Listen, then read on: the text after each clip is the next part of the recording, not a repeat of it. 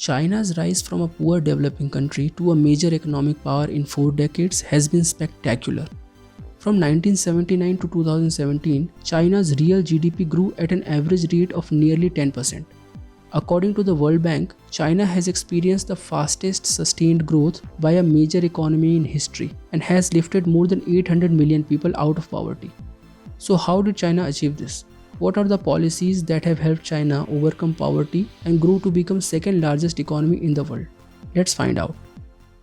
Before 1978, China maintained policies that kept the economy very poor, stagnant, centrally controlled, vastly inefficient, and relatively isolated from the global economy. During this time, Chinese government used to set production goals, prices, and allocated resources throughout the economy. Private enterprises and foreign firms were generally barred. A central goal of the Chinese government was to make China's economy self-sufficient. Foreign trade was generally limited to obtaining those goods that could not be made in China. These policies created distortions in the economy. Since most aspects of the economy were managed and run by the government, there were no market mechanisms to efficiently allocate resources, and thus there were few incentives for companies, workers, and farmers to become more productive. In 1978, the Chinese government decided to break away from its Soviet-style economic policies by gradually reforming the economy according to free market principles and opening up trade and investment with the West in the hope that this would significantly increase economic growth and raise living standards of its people. Beginning in 1979, China launched several economic reforms. The central government initiated price and ownership incentives for farmers, which enabled them to sell a portion of their crops on the free market. The government also established 4 economic zones for the purpose of attracting foreign investment, boosting exports, and importing high technology products into China. China's trade reforms and incentives led to a surge in FDI beginning in early 1990s. These FDI flows have been a major source of China's productivity gains and rapid economic and trade growth. Cumulative FDI reached nearly $100 billion in 1994. China's FDI in 2018 were $139 billion, making it the world's second largest recipient of FDI after the United States. This foreign money has built factories, created jobs, linked China to international markets, and led to the important transfers of technology. These trends are especially apparent in the open coastal areas where foreign investors enjoy tax benefits. There were more than 400,000 foreign invested enterprises registered in China in 2010, employing 55 million workers. That's 15.9% of the urban workforce. Foreign-owned companies account for a significant share of China's industrial output. That level rose from 2.3% in 1990 to a high of 36% in 2003. In addition, foreign-owned companies are responsible for a significant level of China's foreign trade.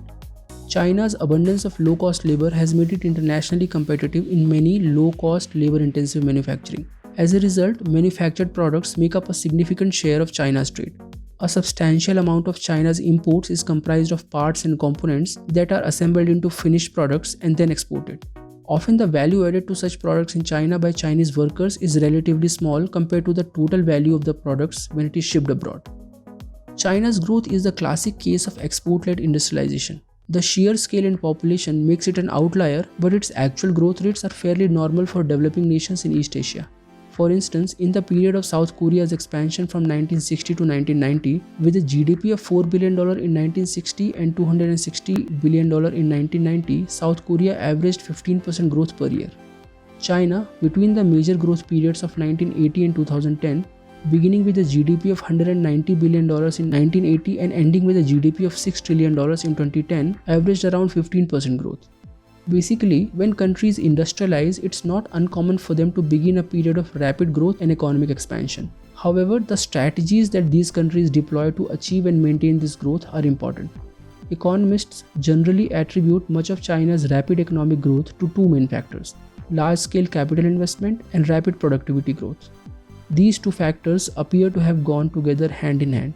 Economic reforms led to higher efficiency in the economy, which boosted output and increased resources for additional investment in the economy. China has been climbing the global value chain in the past 10 years.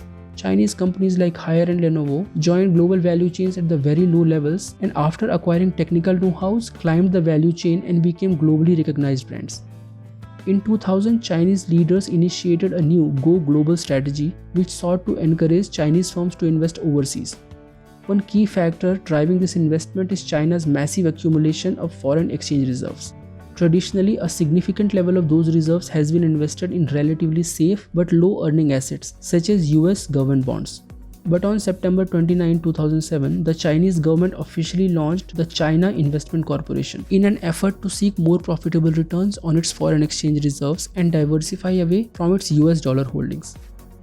The CIC was originally funded at $200 billion, making it one of the world's largest sovereign wealth funds. Another factor behind the government's drive to encourage more outward FDI flows has been to obtain natural resources such as oil and minerals deemed by the government as necessary to sustain China's rapid economic growth.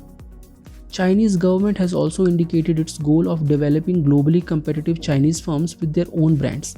Investing in foreign firms or acquiring them is viewed as a method for Chinese firms to obtain technology, management skills, and often internationally recognized brands needed to help Chinese firms become more globally competitive.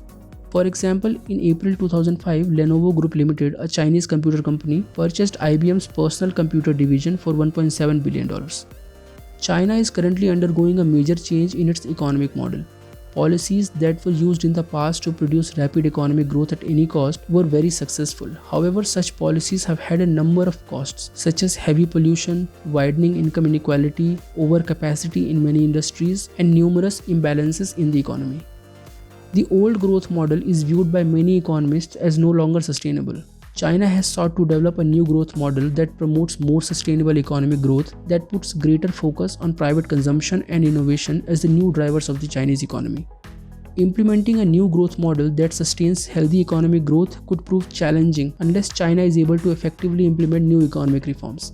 Many analysts warn that without such reforms, China could face a period of stagnant economic growth and living standards, a condition referred to by economists as a middle income trap. According to World Bank, China went from a low-income economy to a low-middle income economy in 1997, and in 2010 it became an upper-middle income economy. China's 2017 per capita GNI at $8,000 was 38% below the level China would need to obtain to become a high-income economy. The Chinese government projects that China can cross the high-income threshold by 2025. It hopes to achieve this largely by making innovation a major source of future economic growth. Skeptics contend that innovation growth in China will be hard to achieve, especially if it is mainly state-driven and imposes new restrictions on foreign firms. If China can navigate these difficulties well and come out on the other side more robust, its size means that it can truly become a powerhouse. If it can't, then it may face a lost decade or perhaps something even more severe.